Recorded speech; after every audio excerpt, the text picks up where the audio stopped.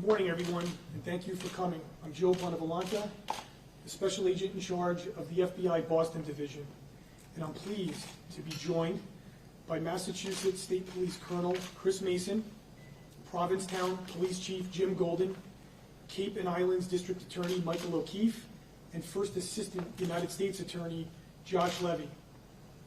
We are standing here today to announce that after nearly a half-century of investigative efforts, we have identified the oldest unidentified homicide victim in Massachusetts, known as the Lady of the Dunes.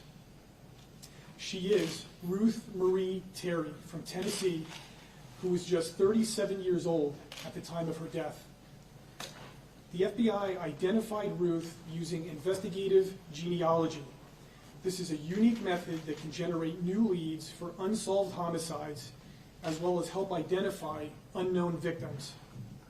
This is, without a doubt, a major break in the investigation that will, hopefully, bring all of us closer to identifying the killer. Earlier this morning, FBI special agents and victim specialists, along with troopers from the Massachusetts State Police, delivered the news to the victim's family, and we would like to ask all of you to respect their privacy at this time. On July 26, 1974, Ruth was found deceased in the dunes about a mile east of Race Point Ranger Station inside the Cape Cod National Seashore in Provincetown, Massachusetts. At the time, the cause of death was determined to be a blow to the head and is estimated to have occurred several weeks prior.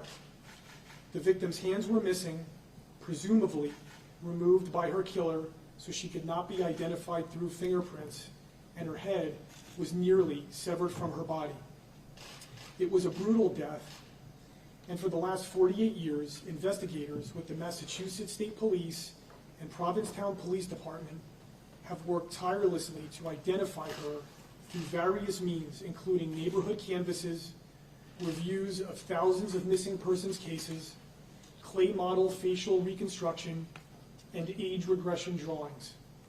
Since this crime was committed, many investigative and scientific techniques have either improved or been created through new advances in technology. One of these methods is investigative genealogy, which combines the use of DNA analysis with traditional genealogy research and historical records to generate investigative leads for unsolved violent crimes. Just last week, the FBI received positive confirmation of Ruth's identity through the genealogical examination of this infamous cold case. However, to be clear, we would like to emphasize that we are not getting access to any DNA results stored within private databases, and we have no interest in obtaining actual DNA results from these companies.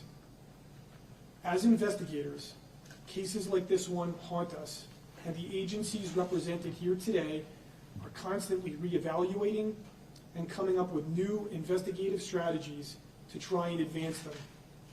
We also realize that while we have identified Ruth as the victim of this horrific murder, it does not ease the pain for her family.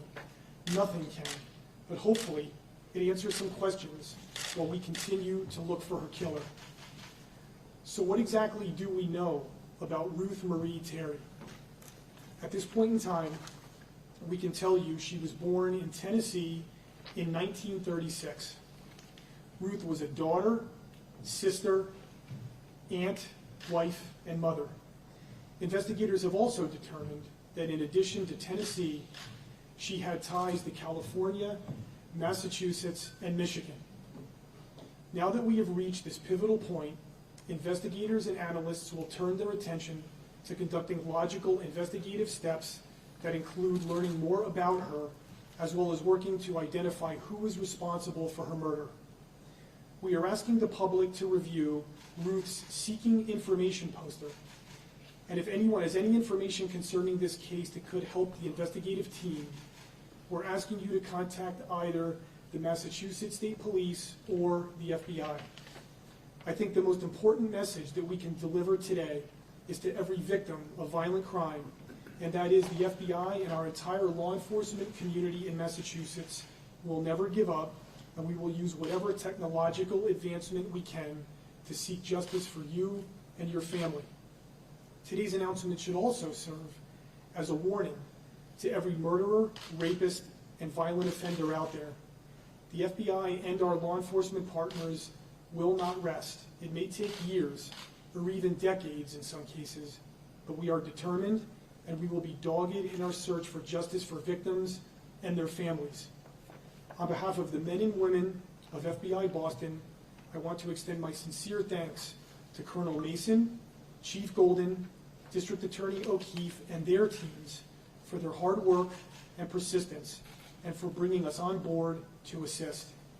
I also want to thank FBI Boston's agents and analysts in our Lakeville office who worked very hard to identify Ruth, and First Assistant United States Attorney Josh Levy and his office, who stand at the ready to assist us. Now, I will turn it over to Massachusetts State Police Colonel Chris Mason. Colonel.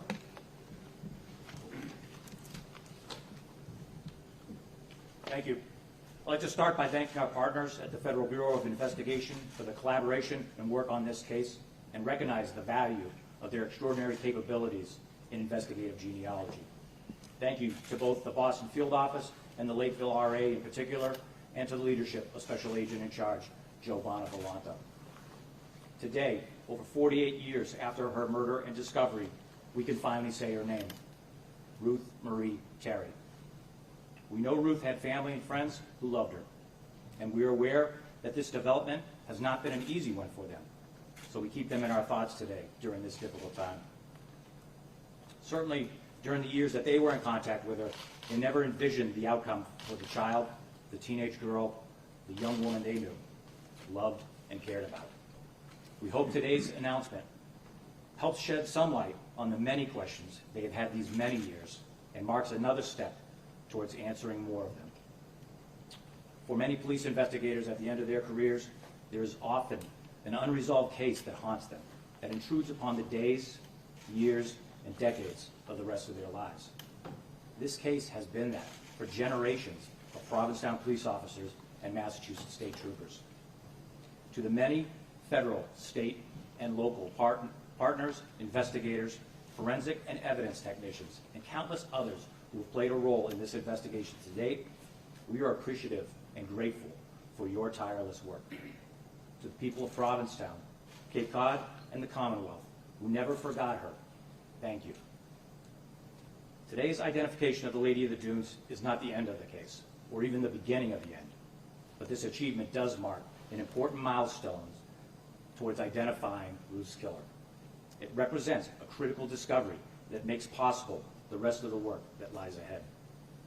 Now, almost half a century since her own voice was silenced in the most horrible of ways, we focus our work entirely on determining what Ruth Marie Terry did in life, on what led her to the easternmost point of our state, to the dunes of Provincetown, and to who did this to her. To her loved ones and friends, today we express our heartfelt condolences and pledge to continue walking the hard road towards justice for Ruth.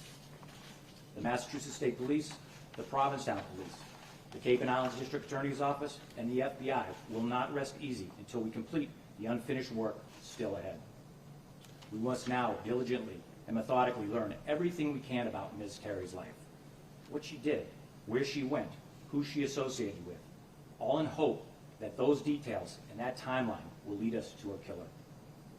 That work has already begun. We ask that the public continue to partner with us and provide us with whatever information they may have that could assist investigators in the resolution of this case. If you know anything about the victim or the murder, please contact either the FBI or the Massachusetts State Police at the number and email addresses provided on the poster you see and posted on our social media sites. So now, almost half a century of that terrible discovery in the Cape Cod Dunes. For this victim, for all who knew, loved, and missed her, for the sake of justice, we will redouble and reaffirm our mission to speak for Ruth Marie Terry. Thank you. I'd like to now turn it over to Josh Levy, the First Assistant United States Attorney.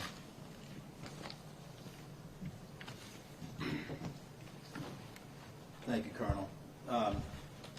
Good morning, everyone. My name is Joshua Levy. I'm the First Assistant United States Attorney in the District of Massachusetts.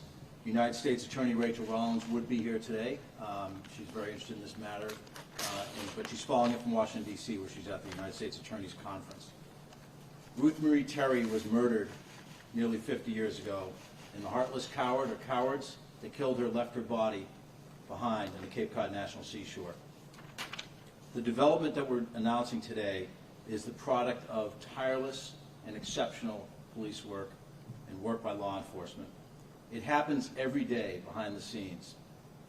Partnerships between the federal government, federal law enforcement, the state police, and local law enforcement. And it protects all of us.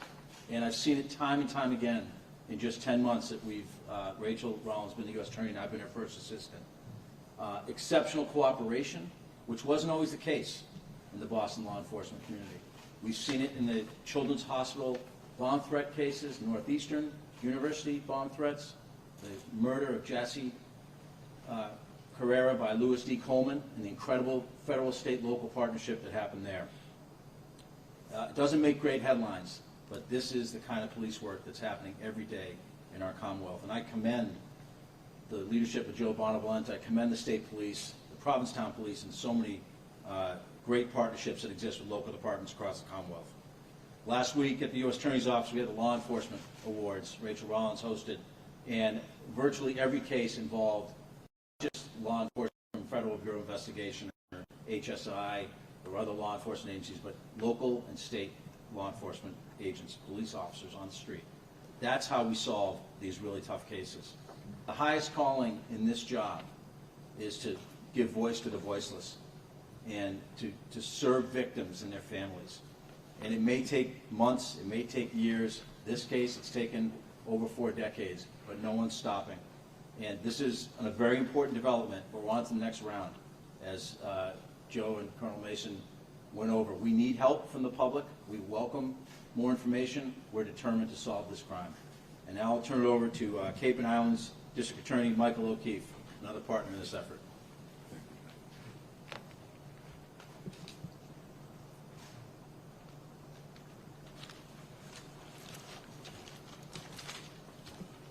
Good morning, everyone. First, I want to extend my great appreciation to the entire FBI team, but particularly to Kate Kelly and Melissa Harrison, who did remarkable work on this identification.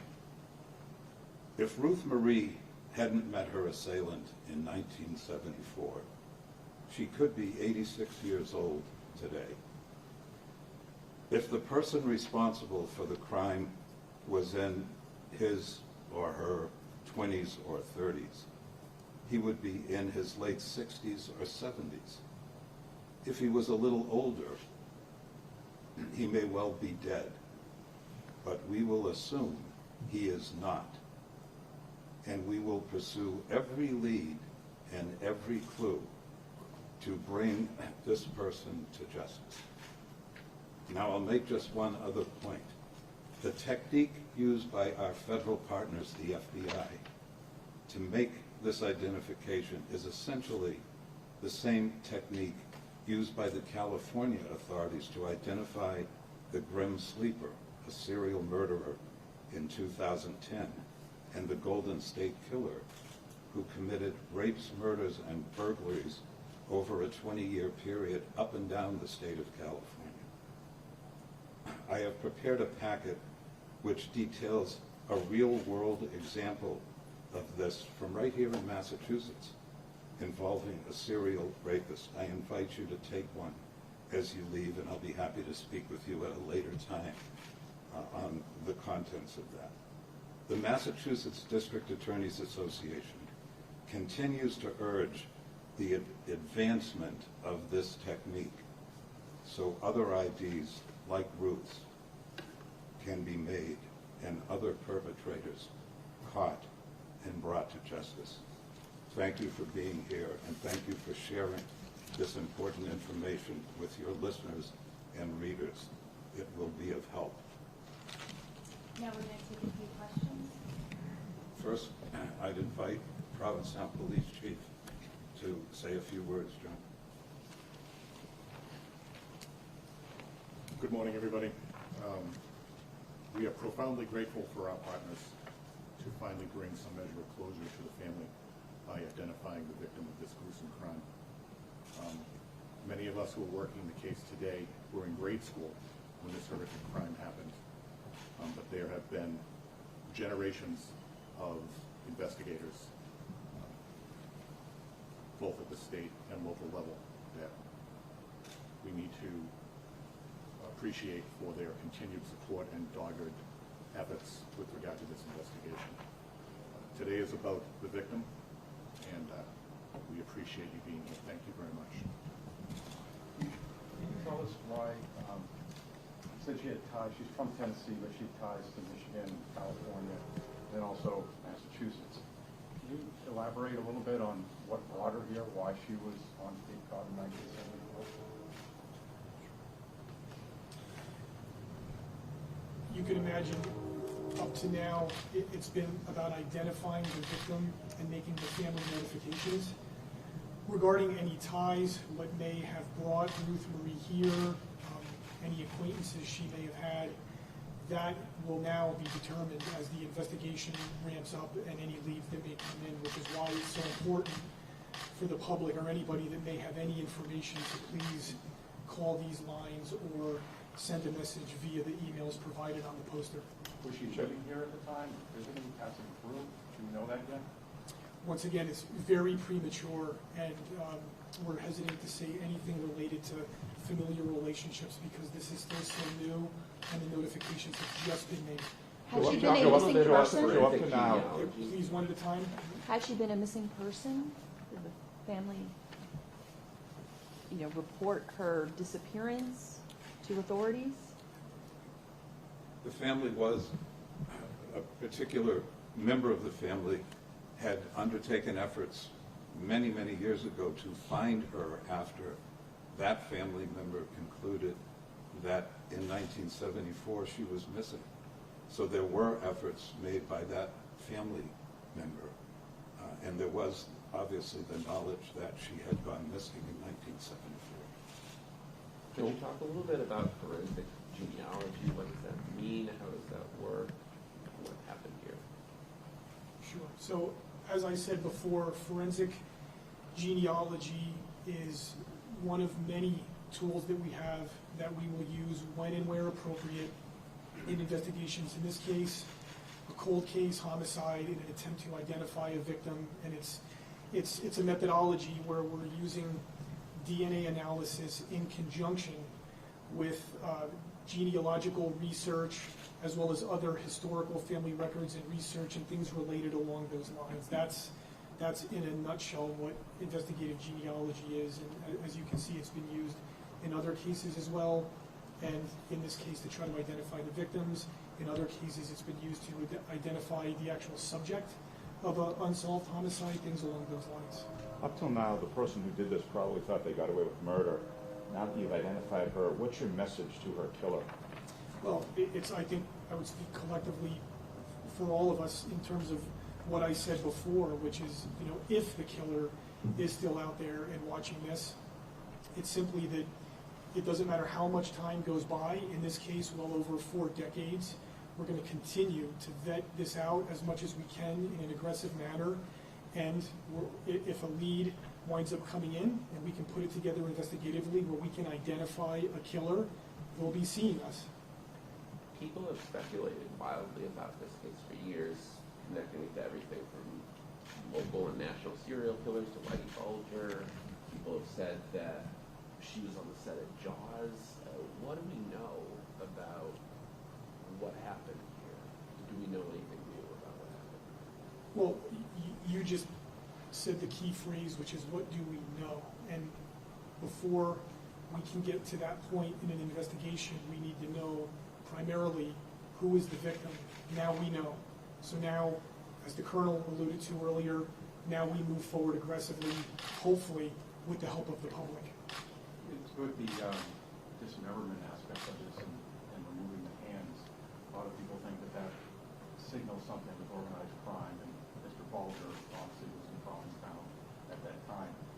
Is he or someone around him still in play as possibly responsible for this? Once again, we can only go by what we know, and any of that would just be speculation. Last question? Were Yeah, any of can you you, give us a little bit more detail on whatever you can tell us about her? You said she was a wife, a mother. I mean, anything you know about her, what she did, or? Well, once again, we need to be very sensitive to the fact that family notifications were literally made just a couple of hours ago. And so for that reason, we'll see however many leads come in and we'll go from there. But at this time, what we've said thus far is where we want to leave it until more information comes in. Is there anything you're obviously you're trying to figure out what she was doing here, who she was hanging with. Is there any information you might want to put out that might help people? Like, was she spotted in the P-Town area just prior to this or anywhere else that might help people jog their memory? So we would if at this time we knew that, but that's why we're here today, is to try to solicit information from the public to put that out. And if things like that come out, where we might need additional information, we will do that. Thanks, guys. Joe, is there a database, you said you didn't use Ancestry or any of the commercial DNA sites that people, do their own family history on? Is there like another database or something that you're able to get this match from?